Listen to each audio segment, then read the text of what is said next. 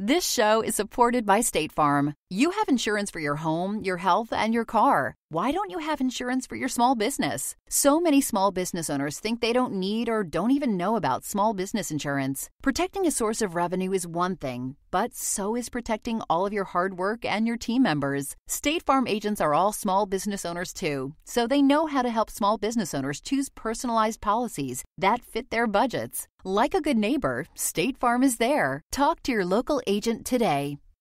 If your roof starts to leak or your floors really squeak, you live in a money pit. Money pit. If your basement needs a pump or your place looks like a dump, you live in a money pit.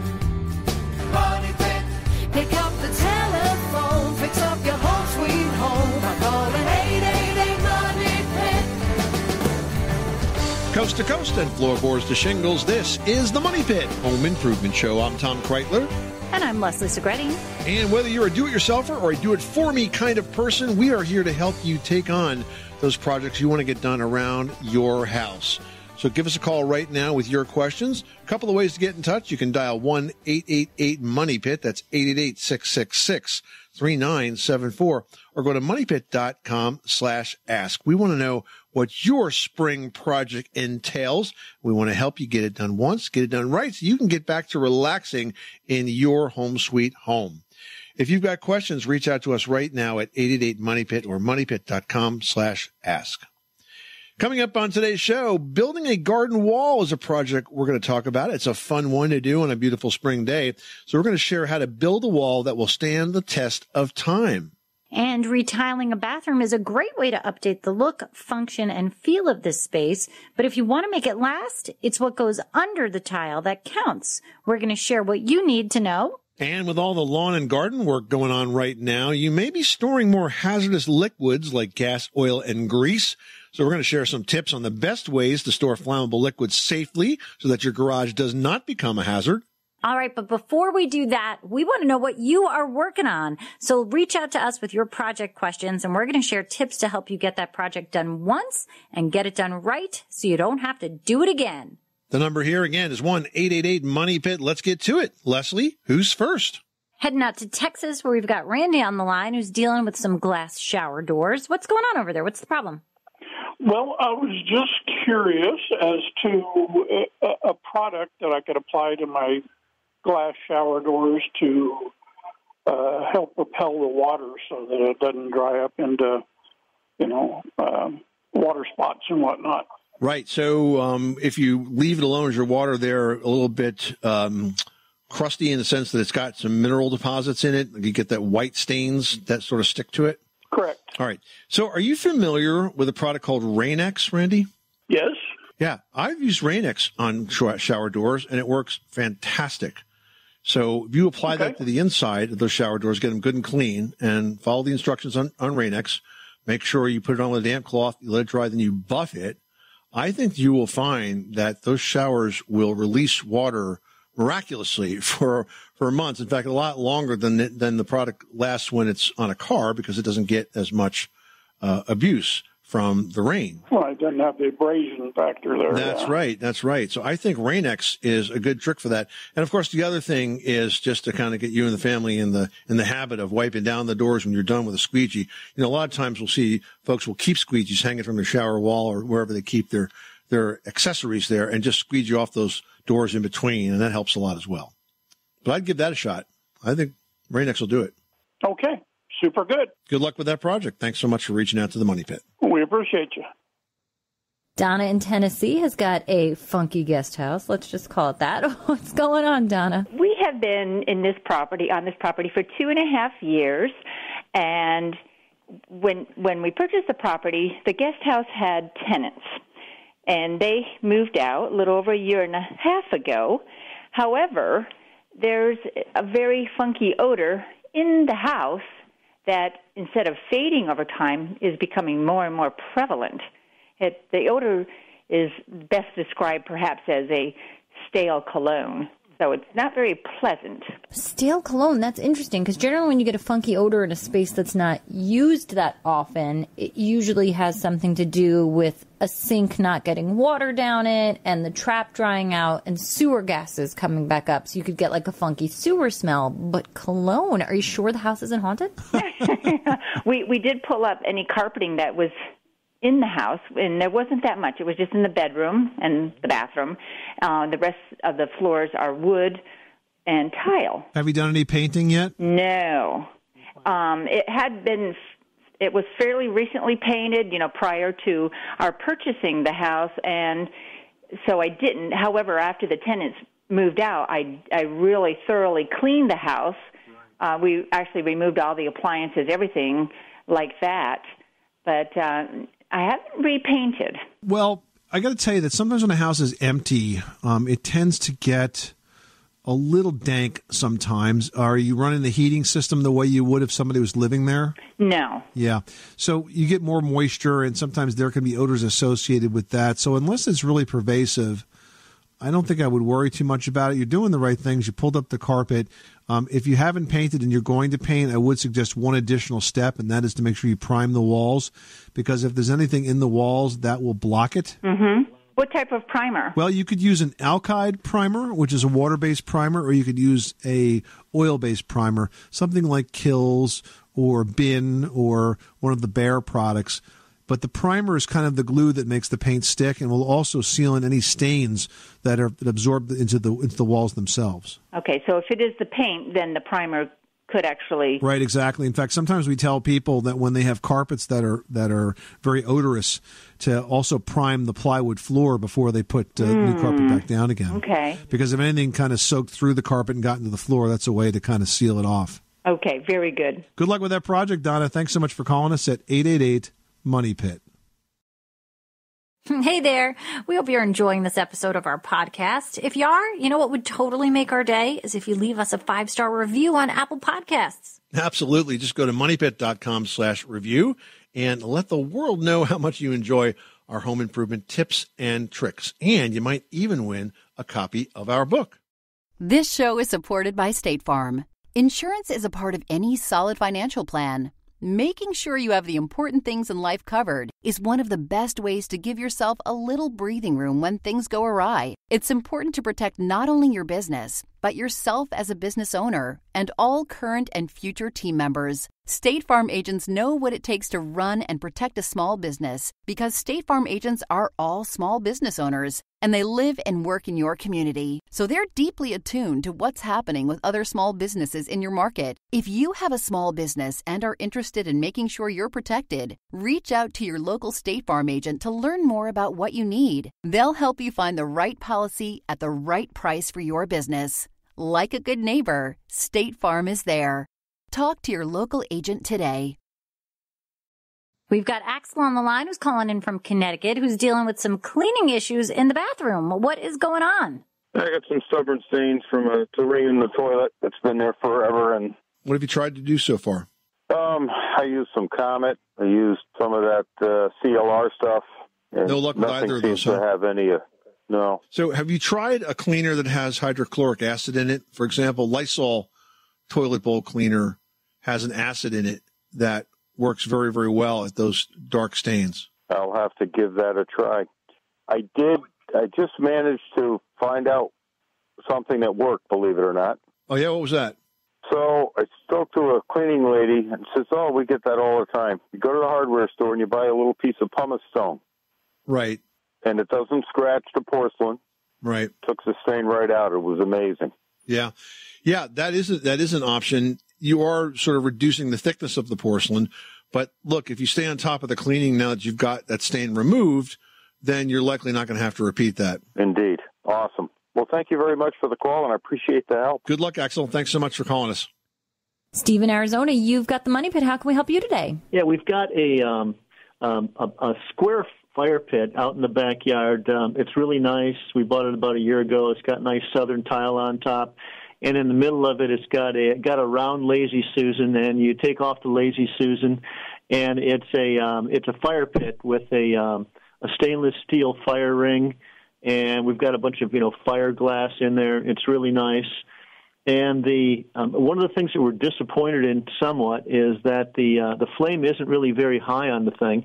It's really a nice kind of romantic low fire, but we'd like to figure out if we could find some way to make that a little more robust. And I'm thinking about just drilling out the holes in the fire ring, and I'm wondering if that might solve the problem, or if I'd be creating more problems than solving. Generally, you don't want to modify a gas burner like that. Was this a manufactured unit that you purchased and installed? Yes, yeah. It all just came. All we really had to do was just pretty much plunk the thing down and hook up the gas. Well, you certainly don't want to mess with the manufacturer's design, because that was very specifically designed to do a certain job, and if you start drilling bigger holes in it, you could create something that's very dangerous. But let me just ask you this: is this natural gas or propane? It's natural gas. Yeah, when we landscaped the yard, we had a natural gas line run out to the area of the yard. Then we poured a really nice big 18 circular foot pad out there, and then stubbed it right in the middle, so that's where the fire pit is. All right. Have you checked the gas pressure to make sure that it's where you expect it to be? No, I'm not really sure. No, I would have a plumber check the gas pressure to make sure that the gas pressure is correct. If you have low gas pressure, that could account for the low flame. The other thing I would do is contact the manufacturer to find out what flame level that's designed for, because it might be doing exactly what it's intended to do. And if you add more, if you try to modify that, it could be certainly dangerous. So I would not encourage you to drill out the burner or anything of that nature. I would encourage you to check the gas level, the gas pressure level, as well as the valves that service it, because something's partially closed or you just don't have enough pressure coming through that line for whatever reason. That could also be the solution as well. Steve, thanks so much for calling us at 888-MONEY-PIT. Well, stone garden walls are synonymous with strength and performance, but a poorly built wall can crumble in no time at all. Well, that's true, but building a stone wall is definitely hard work. So if you want it to last, you really need to lay the groundwork first, and it all starts with that footing. You'll need a firm base before you start stacking stones, or your wall will move, and that can be a big problem. So the first step is to dig a trench below the frost line. That means you need to go a couple of feet to 2 to 3 feet generally. Next, you want to line it with some landscaping fabric before setting down a base of washed stones. Now, the stone base is important because it allows water to drain away, and that prevents the freezing and thawing under the wall, which can cause it to move. And the landscaping fabric will also prevent the surrounding soil from clogging up the gaps in the stones, which also can block drainage. You know, Tom, there's really two ways that you can build a wall, right? You can either use mortar or stack them up like building blocks. So is one option better than the other? You know, I think it's really personal preference. I mean, I love the look of the traditional New England style field stone walls. They're generally stacked without mortar, or it's referred to as dry laid. But a mortared wall can't be beat for strength. An important consideration if you're building, say, for example, a retaining wall, or a wall you're going to have folks sitting on, that will help it stay vertical and plumb all the time. Now, you can also preserve that dry laid look while getting the strength advantages of mortar by using a mortar that's been pigmented a dark gray to match. Remember, you can always tint these mortars and then rake the joints between the stones so they actually sit back from the edge, kind of getting like the best of both worlds. All right. Now, once you've got that footing complete, there's a specific order for how those stones are stacked, and it all kind of starts with that base course, correct? You've got to take those large base stones and place them first, and then you'll see as you're kind of placing these larger stones, you're going to notice some gaps in between because those rocks aren't obviously going to stay perfectly together. So as you sort of see those openings, you can fill those spots with smaller rocks to close those gaps. You should see that those stones are laying flush along the height of the face of the stones. And if you are using mortar, you want to make sure to dry fit those stones before you commit to this sort of build with mortar. Because if you build that wall right, guys, it's going to last 100 years. Absolutely. And I take it from one who has forgotten that step of dry fitting first, and it becomes a real big mess when you have mortar in the wrong places. So that's a really good tip. Thanks, Leslie. Laura in Pennsylvania needs some help with a lighting question. What can we do for you? Oh, well, my son gave me some compact fluorescent bulbs because he didn't like them. Okay. And I had never used them before, and I thought, well, I'll put them in my little lights I use with timers, only they all blow out. There's no reason you can't use a compact fluorescent bulb in an outlet that has a timer. I mean, a timer simply it automatically turns the light switch on or off. So that shouldn't have an effect on damaging the bulb. Yes, that's what I thought. And I have incandescent bulbs in them now, and they work just fine. Well, maybe he gave you some bum compact fluorescence. I don't know. It's kind of an odd thing for it to happen, too. Compact fluorescents work really well in most fixtures that take incandescence. In fact, you can even have them work well in fixtures that are controlled by dimmers. There are special dimmers today that are designed to work with compact fluorescents and with LEDs, where you can adjust the range of the dimming so that it doesn't ever flicker or go out. So compact fluorescent bulbs are a great option. I don't know why they're not working for you, but the timer shouldn't have anything to do with it. Okay, well, maybe I'll try them again, or I have 2 left, or I'll try, buy some. Maybe he has an off-brand or something like that. I don't know. Because they should last a really long time, right? They should. And you know what I like better than compact fluorescents are the LED bulbs. Take a look at the Philips LED bulbs. They're very distinctive. They're yellow. They look like bug lights, but they have a very pleasant white light that comes off of them. And they're going to be more expensive than compact fluorescents, but they last like forever. And they're super energy efficient. Okay. I will be happy to. That's a really good idea. Thank you. All right. Good luck with that project. Thanks so much for calling us at 888-MONEY-PIT. Everyone should know that drinking water is important to staying hydrated and healthy. Having safe, clean water is the last thing you want to worry about, but unfortunately, according to extensive research by the Environmental Working Group, 3 out of 4 homes in America have harmful contaminants right in its tap water. That's why we are thrilled to be working with AquaTrue. AquaTrue purifiers use a 4-stage reverse osmosis purification process, and their countertop purifiers work with no installation or plumbing. It removes 15 times more contaminants than ordinary pitcher filters and is specifically designed to combat chemicals like PFAS in your water supply. And they have water purifiers to fit every type of home, from installation-free countertop purifiers to higher capacity under-sink options. They even have a Wi-Fi connected purifier and mineral boost options. And its proprietary purification technology is independently tested by IAPMO to NSF and ANSI standards to remove over 80 of the most harmful contaminants, including chlorine, fluoride, arsenic, PFAS known as forever chemicals, nitrate, and many more. I can truly taste the difference when I compare it with my old water filter. AquaTrue saves you money also. Just one set of filters from their classic purifier makes the equivalent of 4,500 bottles of water. That's less than 3 cents a bottle. Plus, you'll save the environment from tons of plastic waste. AquaTrue comes with a 30-day money-back guarantee and even makes a great gift. And today, Money Pit listeners can receive 20% off any AquaTrue purifier. Just go to aquatrue.com. That's AQUATRU.com and enter code MONEYPIT at checkout. That's 20% off any AquaTrue water purifier when you go to aquatrue.com and use promo code MONEYPIT. MONEYPIT. For the ones who work hard to ensure their crew can always go the extra mile, and the ones who get in early so everyone can go home on time, there's Grainger, offering professional-grade supplies backed by product experts so you can quickly and easily find what you need. Plus, you can count on access to a committed team ready to go the extra mile for you. Call, click Grainger.com, or just stop by. Grainger, for the ones who get it done.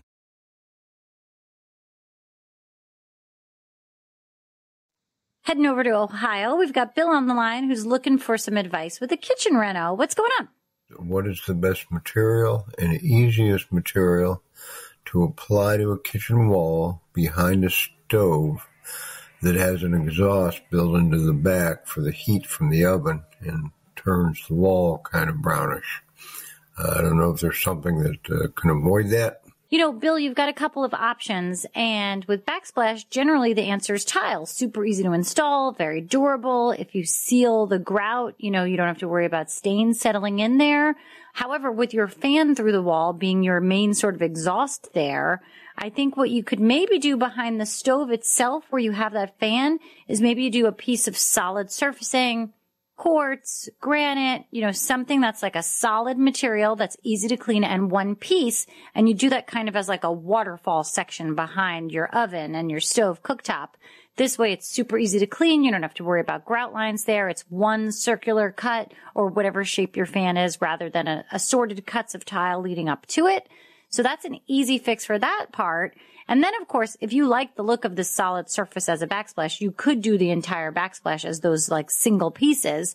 Or what you could do is just keep that sort of solid section waterfall type look behind the stove and then do tile up to it, and around the rest of the kitchen. And that's an easy DIY, sort of project for yourself. And even if you don't want to work with any sort of tile glue mastic, you can go with something that's like a giant sticker. It's called Simple Mat, and that goes directly to the surface, and then the tile goes to that, and then you can grout right away. So a couple of ways you can do this project quickly and then also keep it from getting all dirty again. All right, now we've got Lynn in Colorado who's got a tricky, leaky shower. Let's see if we can help her find it. I had a plumber come out once, and he said the pipe and the bottom where it comes out of the shower doesn't always hook up right, so he siliconed it, and it didn't leak. But now once in a while it's leaking again. Of course, it's upstairs, so I see it on a ceiling, and I'm wondering, is there some kind of a liner you can put down the pipe like they do for sewage lines that go out? You're talking about the supply pipes, or you're talking about the shower stall? I'm talking about the stall, the drain pipe. Is it a tile shower pan, or is it like a plastic shower? Yeah, it's one of the insert ones. Those pans can develop cracks in them, and you have to figure out where that crack is. One way to try to figure out at least how high on the pan the crack is if you block the drain of the pan and fill it up with water and see if it leaks. If it doesn't leak, then the pan's fine. The next thing you have to do is move up with your sort of analysis, and now you're going to get into the seams of it. If you've got existing caulk, what I would recommend as a first step is to remove that caulk using caulk softener, and that will allow you to strip out everything that's there and start clean with some new good quality bathroom caulk that's got a mildewcide built into it. And I would just caulk very carefully every single seam and also around all the pipes and the faucets and the fixtures where they come through. Because sometimes you get direct leaks where water fills up in the pan and leaks. And a lot of times, though, with showers, you'll get leaks when the water bounces off your body, hits one of those seams, works its way in behind the wall and down. So I would take out the existing caulk, re-caulk it, and check the shower pan for leaks. And somewhere in that analysis, you'll probably figure out what's going on. Okay. All right. Good luck with that project. Thanks so much for calling us at 888-MONEY-PIT. All right, we've got Mark in Texas who just tackled a spray foam project and needs some help. What's going on? I built my home 38 years ago. I have a 2x6 outside walls with stuffed insulation, fiberglass, and on top I have an R30 fiberglass. This past week I had foam insulation blown underneath my attic. So now I have foam insulation under the rafters, and then I have R30 on the floor of the attic. My question to you is, do I need to ventilate the attic, or do I close it up completely? Hey, Mark, that's a great project. In fact, I did that exact same project in my 1886 house. I applied spray foam insulation to the underside of the roof, completely covered in the rafters. I did have existing insulation in the floor, which I left. But as to the question is whether or not you need to vent that or not, if you also spray foam the gable walls, so those are sort of those triangular walls between the floor and the underside of the roof, so you've in fact sealed in that entire attic, and if you've also sealed in the area where your soffit vents were and certainly your roof vents, that would have been optimal, because now you have what's called a conditioned attic. When it's all sealed in like that, you don't need any additional ventilation in the conditioned attic, and you will find that that attic stays about the same temperature as your second floor or your first floor if we're talking about a ranch here, and you don't need any additional ventilation with that. You don't have to worry about moisture control. And again, you can leave that old insulation in place. It just contributes to the efficiency. Now, when I did this, I started looking at my gas bills, and man, what a difference this made almost immediately in the first couple of months of the following winter. So good luck with that project, and let us know if you have more questions. Well, renovating a bathroom is a great way to update the look, function, and feel of its space, and adding some gorgeous tiles can take a blah bath to an outstanding room. But the key here to making sure that that tile work is going to last is making sure that the surfaces are waterproof, because water can get behind those tiles through the grout, and any water getting behind there could cause that project to fall apart, but it could also lead to mold. So it's crucial that you are making sure that water doesn't get in behind those tiles. That's right. So it all comes down to the options. Let's talk about floors first. For floors, you want to use a waterproof membrane. It comes in sheets and is typically made of polyethylene with a fleece webbing on both sides for added strength. Now, the sheets have to be measured for each surface in which they're being applied, so it really is sort of custom work. But the membrane also helps prevent tiles from cracking, especially when they're used in floors. When you have the very large tiles, they don't bend. Remember that. It's not like the old mosaics that could flex. These don't bend at all, so the membranes are really helpful for that. Now, for walls, you want to use a backer board. There are a number of manufacturers that make backer boards, and they let you quickly and easily build tile-ready walls in showers, bathtubs, surrounds, that sort of thing. And the very best approach, which is one we rarely see, is what's called a mud wall. Now, a mud wall is when you put metal on the wall and cover it with a mortar mix. Now, these are very thick walls, and you can spot houses that have these because the tile, where it sort of rounds back to the wall, is like an inch thick, and they last forever. But of course, they're expensive, and you don't see them that much anymore. But if you find a house that has it, try to save it. Now, I have a house that I'm renovating, Leslie, that has these beautiful thick mud walls, but it's really going to put my advice to the test because they are lemon yellow. I'm thinking, oh man, it's so hard to look at. I know they're made well, but it's so hard to look at. That's amazing. All right, but let's talk about that so-called waterproof or water-resistant drywall, which you can also call green board, and builders use that a lot, but it just doesn't last, right? I mean, I've always thought of it as something that's good and will stay, but that's not necessarily the case. Oh, I so totally agree. I worked in new construction for many years where all they used was green board. And by the time that stuff gets to be 3, 4, 5 years old, it's got problems. You can definitely see if somebody's not like really careful with their caulking and that sort of thing, and water gets behind that wall, it gets soft so quickly. So I don't recommend green board, especially when there are so many great backer boards out there, like their Hardy plank backer boards, for example, that are not terribly expensive, really durable, and can stand up to just about anything you could throw at it. So green board, definitely something to avoid.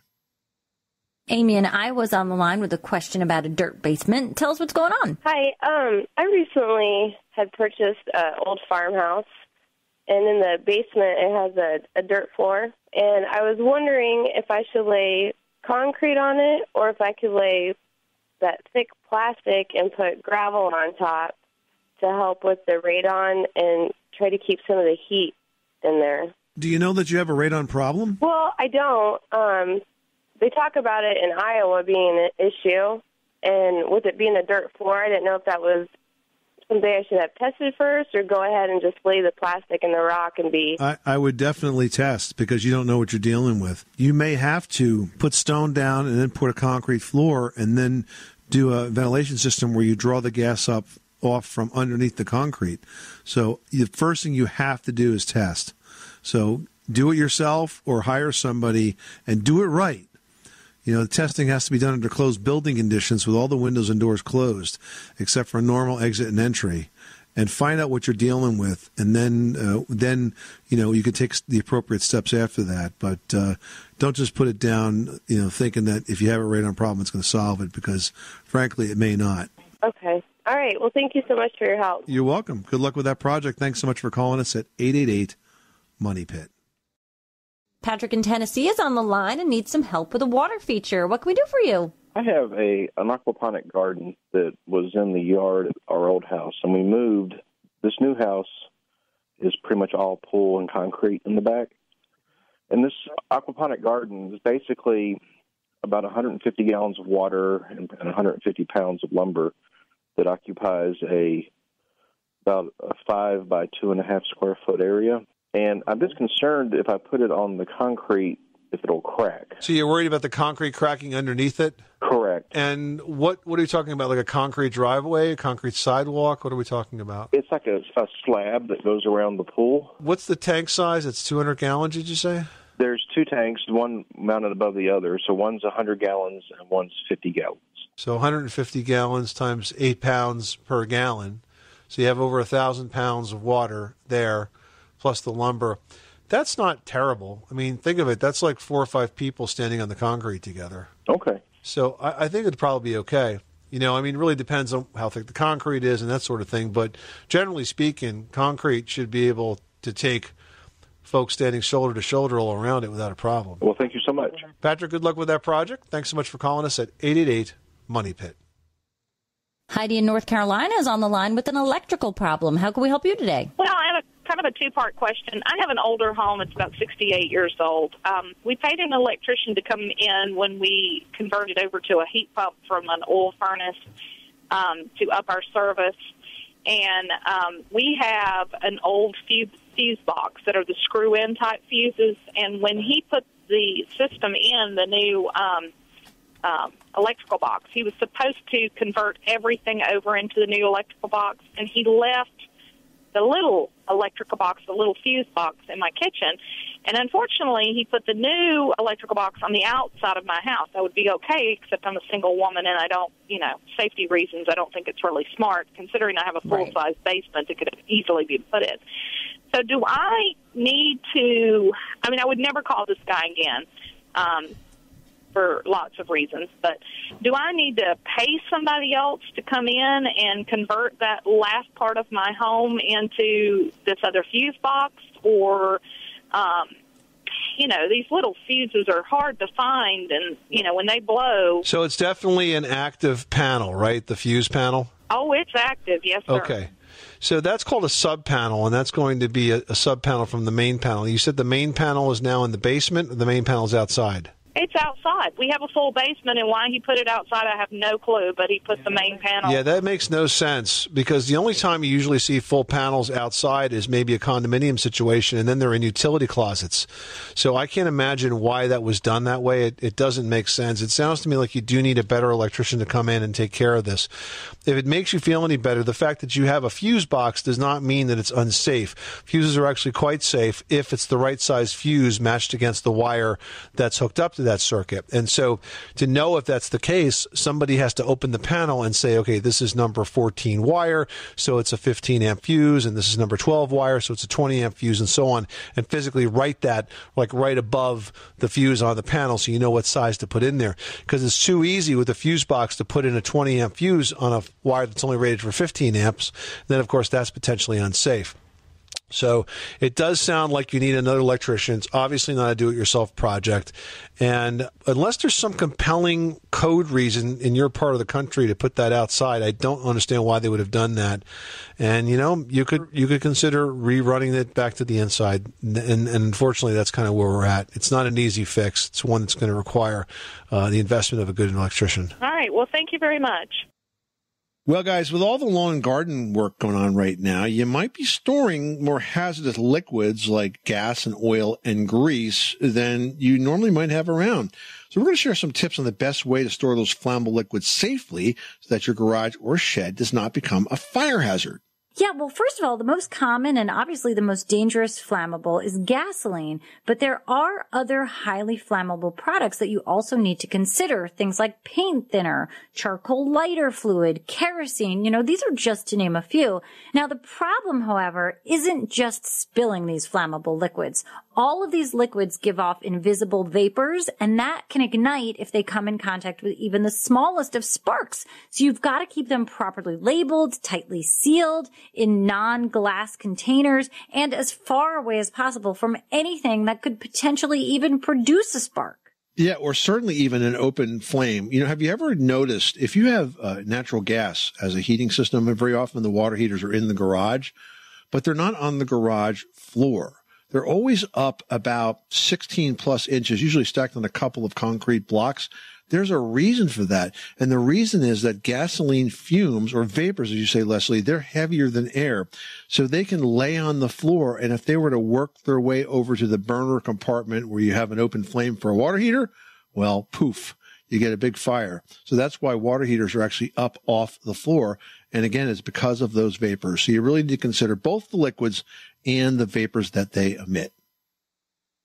Marlene in Minnesota is on the line. How can we help you today? We have two aluminum-clad factory-finished garage doors, dark brown in color, or at least they were. Okay. And they're beginning to fade due to oxidation and sun exposure. Is there anything we can do to restore that finish? Well, not short of painting them, because when you say restore them, I mean, that would presume that there's a way to kind of bring back the luster of the original paint finish.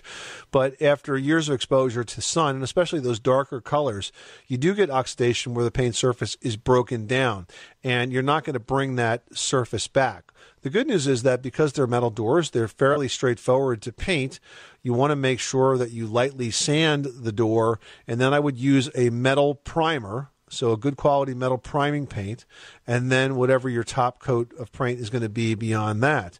And if you do that right, because it's metal and it's not organic, so it's not subjected as much to expansion and contraction, and certainly not moisture absorption, a good paint job on a metal door like that could easily last 10 years. Okay, well, thank you for your help. You're welcome, Marlene. Thanks so much for calling us at 888-MONEY-PIT. Sarah in Oregon reached out to Team Money Pit and wrote, I like my neutral bedroom, but it lacks personality. Are there ways to make it more interesting without adding color? That's a pretty good question. I'm thinking that the trick here, Leslie, is maybe to bring in some texture. Yeah, and it's all about the tones, too, of those same neutral colors, because a neutral color is, say, like a cream, a beige, tan, gray. And once you get into those sort of palettes, each cream, tan, gray, beige, once you start looking at that, there's a whole depth and breadth of colors there that you can choose from that are still in that same neutral tone. So they may only be 1 or 2 steps up in the lighter or darker shade, but it can feel so different and add those layers. So if you kind of combine all those neutrals in a variety of depths of shades of color and then bring in texture, so look at something that's linen, something that's woven, something that's knit, and layer all these things in, and suddenly that space is really alive with texture and color, and it's, vibrant in its own way without having color. So I hope that helps you out. All right, Jim says, I'm renovating my kitchen. We currently have a vinyl floor, and I wanted to know if it's okay to go over that with rigid vinyl plank. That's a good question. First of all, if you're renovating any kitchen and you're replacing your floor, one thing you need to take note of is how your dishwasher is installed.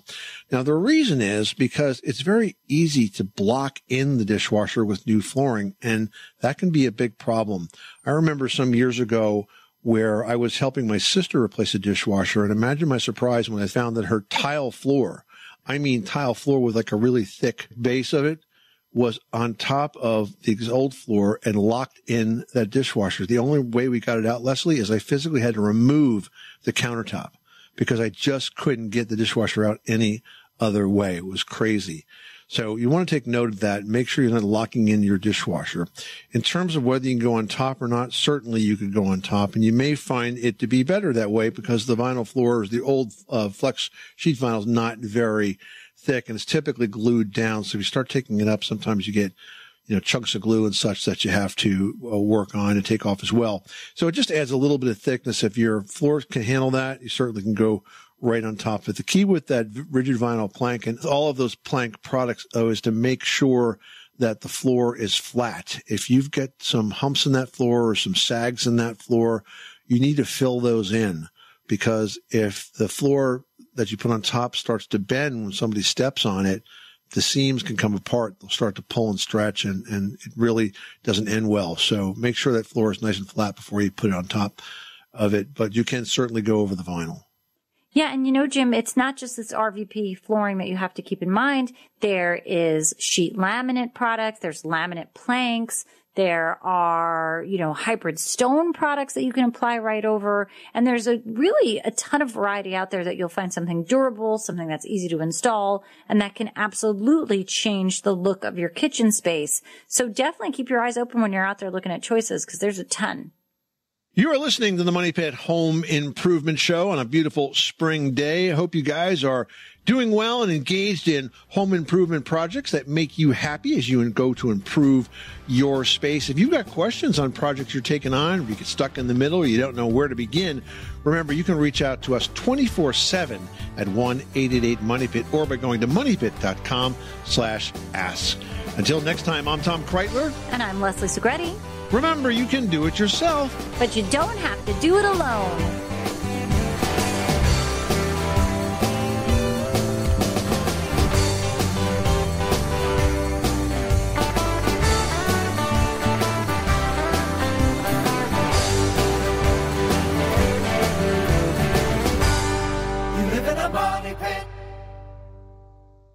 Thanks to State Farm for supporting this show and helping our listeners protect their businesses and lives. Like a good neighbor, State Farm is there. Talk to your local agent today.